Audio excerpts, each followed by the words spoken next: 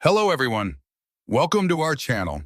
Today, we're bringing you a captivating tale set in the sun-scorched deserts of Arizona, where an exiled princess from a faraway planet finds herself in a battle for freedom and love. You won't want to miss the thrilling climax when she courageously faces down the very forces that once held her in royal chains. Now, let's begin the story. Enjoy listening. Don't forget to subscribe to our channel. A full moon hung low in the Arizona sky when Ana Reyes, known on her home planet as Princess Aurelia of the Orion monarchy, tumbled out of her craft. The plasma-like ship emitted a soft glow before activating its cloaking system, blending seamlessly with the rugged desert backdrop. Dusting off her clothes, Anna stood on unsteady feet. She felt a slight sting on her left arm, where the spaceship's emergency landing protocol had injected a stabilizing serum. Around her, the shadows of red rocks loomed, and a chill desert breeze swept through the sparse cacti. Her camouflaging device was already at work, projecting the appearance of a young Latina woman dressed in simple jeans, a plain t-shirt, and worn-out boots. Anna's gaze trailed to the wide expanse of the star-studded sky. She saw countless brilliant lights, like the Orion constellation from which she came. The next morning, Anna found her way to the nearest sign of civilization, a small, dusty diner at the edge of Route 66. It was the kind of place frequented by truckers, local ranchers, and curious travelers passing through the desert roads. Stepping inside, she felt the stares of the regulars, though none seemed hostile. "Morning, hun," greeted an older woman behind the counter. She wore a simple apron and a welcoming smile. "We're short on staff today. You looking for breakfast or maybe a job?" Anna was taken aback but saw an opportunity. She needed a place to earn money and blend in. "Actually, I could use work," she said carefully, using the English she had studied from Orion archives. "I'm good with people and eager to learn." "Name's Marjorie, the woman said, extending a hand.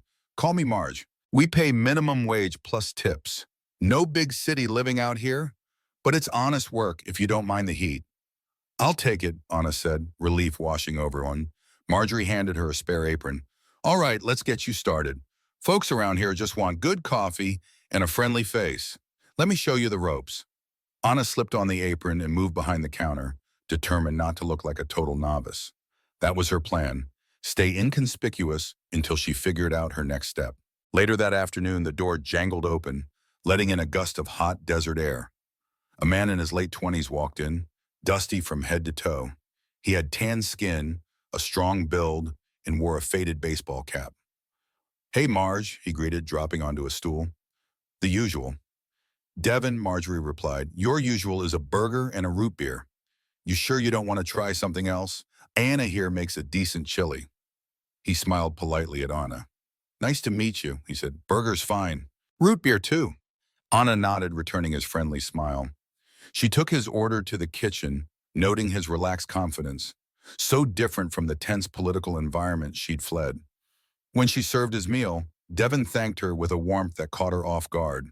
On Orion, she had grown accustomed to stiff formality, but here, a simple diner in the desert felt more welcoming than all the lavish halls of the palace she once called home. That evening, as Anna finished her shift, she stepped outside to catch the cooler twilight air.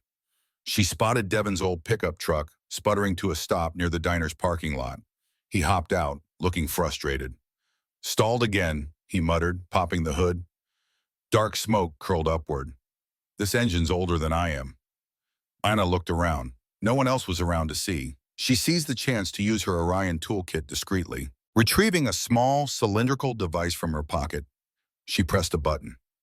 A faint hum indicated a scan of the truck's engine. "Need a hand?" she asked. He shrugged. "Be my guest. It's a lost cause, if you ask me." Anna peered into the engine. The scanner identified a faulty ignition coil and a cracked radiator hose. She reached for a handheld multi-tool, alien in origin but camouflaged to look like a typical wrench. With a few quick maneuvers, she sealed the cracks. Devin watched in amazement. That was efficient. "Lucky guess," she said, trying not to reveal too much. "Try it now." He slid behind the wheel, turned the key, and the engine roared to life. Devin's grin widened. "Well, I'll be damned. You just saved me a tow truck call." "Glad I could help." He offered her a ride back to her place, but she hesitated. Still, something about him felt safe. She accepted. Over the hum of the engine, he asked about her background, but she remained vague. All the while, she fought a growing sense of closeness she hadn't expected to feel so soon. Anna quickly adapted to life in the dusty little town. Every morning she woke before dawn to help Marjorie prep the diner. Anna learned to crack eggs with one hand, brew pot after pot of coffee, and swap friendly banter with the regulars who took a shine to her polite nature and quick smile. In many ways it felt surreal. She had gone from attending royal councils to wiping down tables in a roadside eatery. Yet the simplicity of it all was a welcome change. After the breakfast rush, she'd slip outside for a moment of peace, feeling the desert sun grow hotter each minute.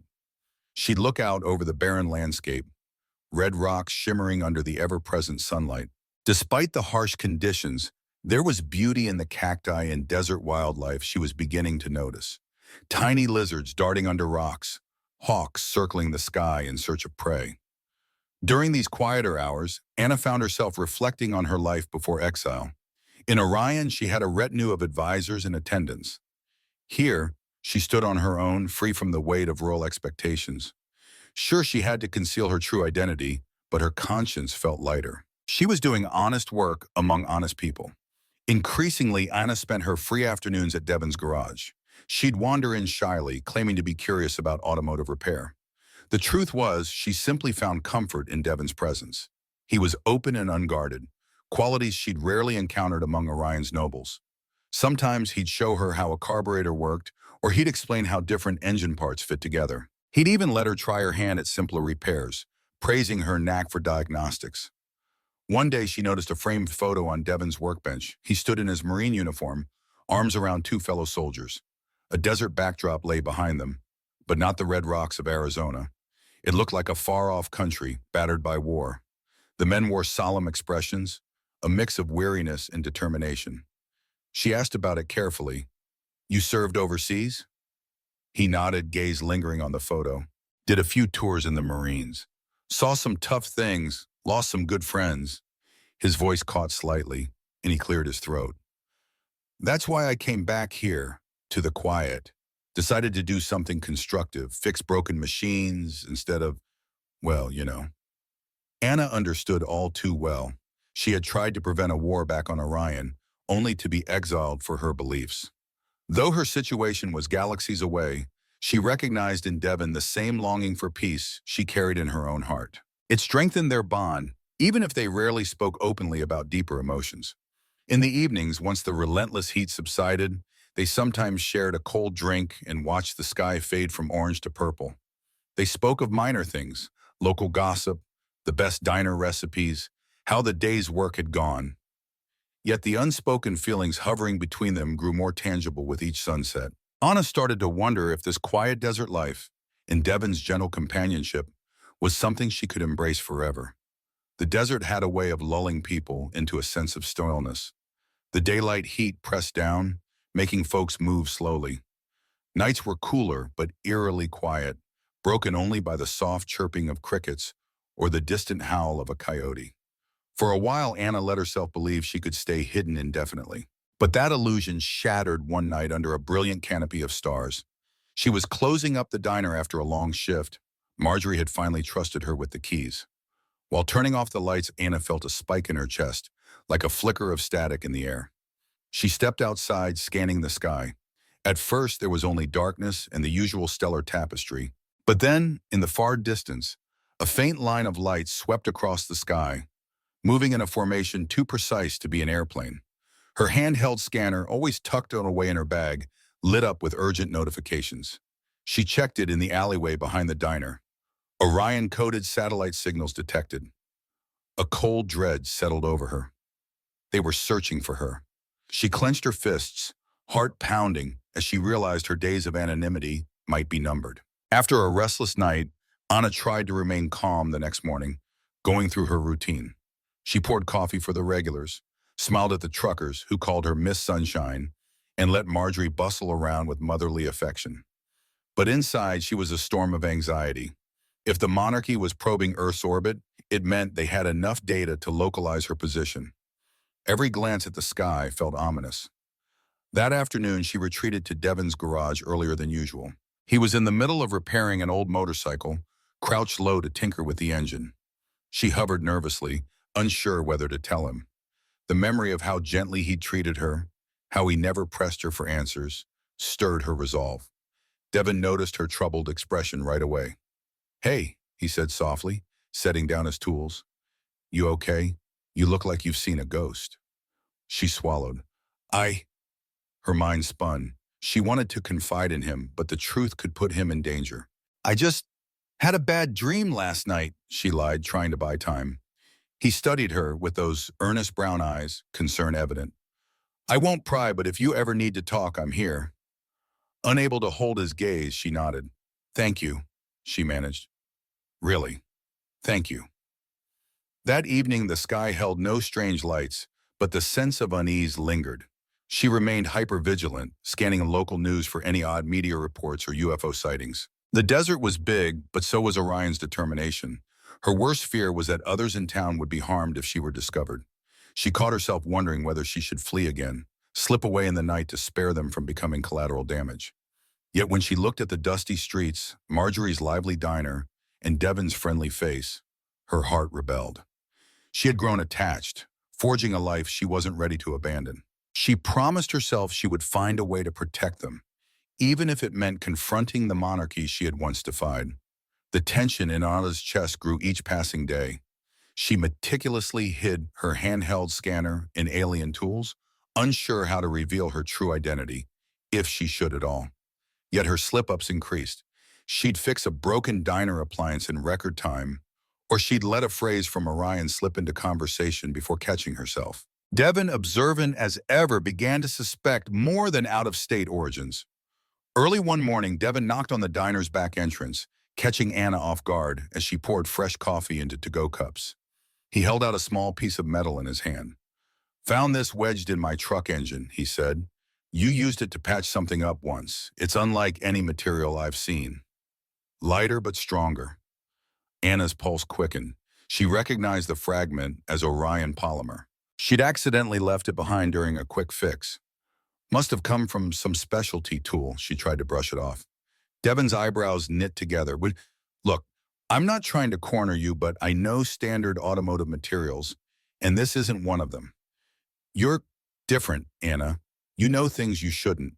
He took a breath. "You fix problems with a speed and precision no one else around here could manage." Her heart pounded. She glanced over her shoulder to ensure they were alone. The diner's kitchen was empty. Marjorie was at the front taking a breakfast order. Anna gestured for Devon to follow her outside, where they stood beside a towering saguaro cactus. She fiddled with her apron strings. "You're right that I'm different, but I'm terrified of what will happen if people know the full story." Devon studied her face. "I'm not people, Anna. You know you can trust me." His words and the earnest concern in his eyes loosened the knot of fear in her chest. She felt the weight of her secrets. She wanted to let him in, needed to. I'm not from this planet," she began, her voice trembling. "I come from far away. I was forced to leave because I opposed a war my leaders insisted on. They exiled me. Now they're searching for me." Silence stretched between them as Devon processed her confession. At first, he simply stared at her, the lines on his forehead deepening. Then, to her surprise, his expression softened rather than hardened. "So that's why you're so secretive," he said at last. "And that's why you have those advanced tools." He exhaled, shaking his head. "I know this might sound crazy, but I believe you." Anna's eyes welled with relief. She reached for his hand.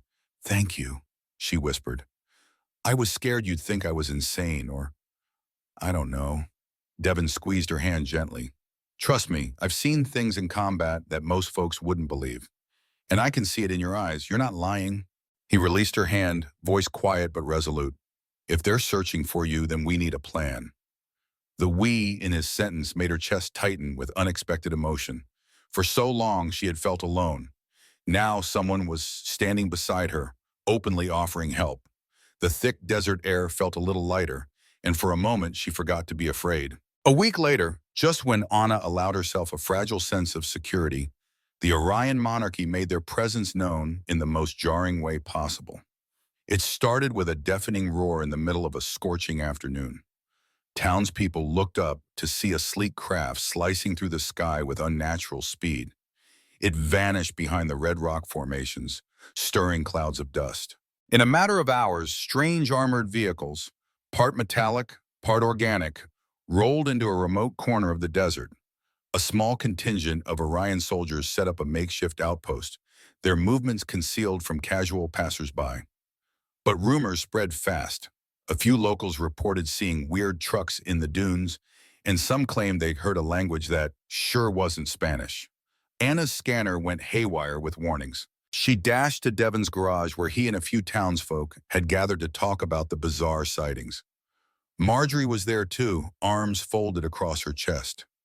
"Something's real wrong," Marjorie said. "We had a couple of out-of-towners in the diner, asking all sorts of questions about a young woman who arrived recently. Didn't much like the look in their eyes." Anna's face grew pale. "They're searching systematically," she muttered. "They must have tracked my ship's residual energy signatures." Devon exchanged a worried glance with her. "Okay," he said, keeping his voice firm. "So they have set up shop just outside town.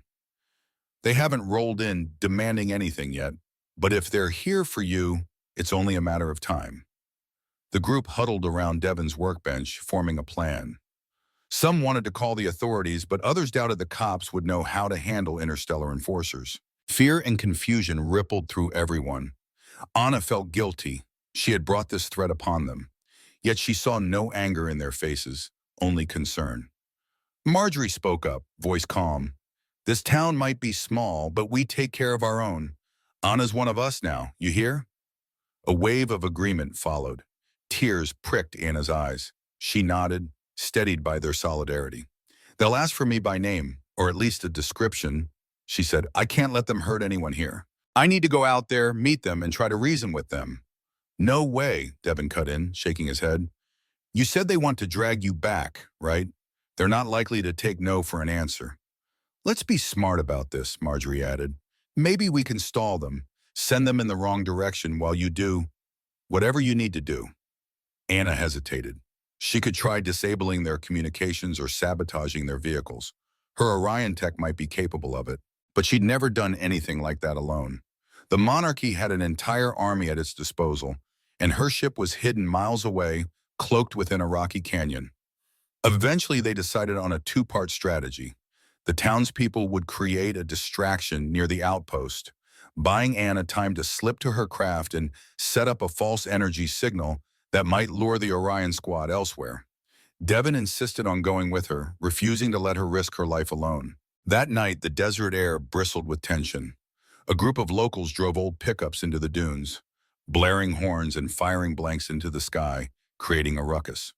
The Orion soldiers scrambled from their encampment, scanning the area for threats. Meanwhile, Anna and Devon made their way to the hidden canyon. Sand crunched underfoot, and the only light came from the stars overhead. They reached the spot where Anna's ship lay cloaked. With a wave of her device, it flickered into sight, its sleek exterior reflecting moonlight. Devon's mouth fell open. "Whoa," he whispered, stepping closer. "It's in standby mode," Anna explained, quickly typing into a holographic display. "If I can amplify the warp signature and redirect it a few miles east, they might chase that phantom signal long enough for us to disable their outpost. Then maybe they'll leave, at least for now." She finished entering commands, and the ship hummed softly. Signals pulsed into the night sky, designed to mimic a fleeing spacecraft. Within minutes, they heard the low roar of Orion engines responding in the distance. But before they could breathe easy, a group of Orion soldiers appeared atop the ridge, weapons gleaming under the moon. Their leader stepped forward, an imposing figure in black and silver armor. His voice carried across the canyon. "Princess Aurelia," he shouted, "surrender yourself. We grant you full amnesty if you agree to return to Orion and stand before the monarchy." Anna's heart pounded. She slipped out from behind the craft to face him. Devon stood resolutely at her side. "I will never support your war," she called back, voice echoing off the rocks. "I left to protect innocent lives, not to watch you raise planets with your armies." The officer's eyes narrowed. "You misunderstand, Princess.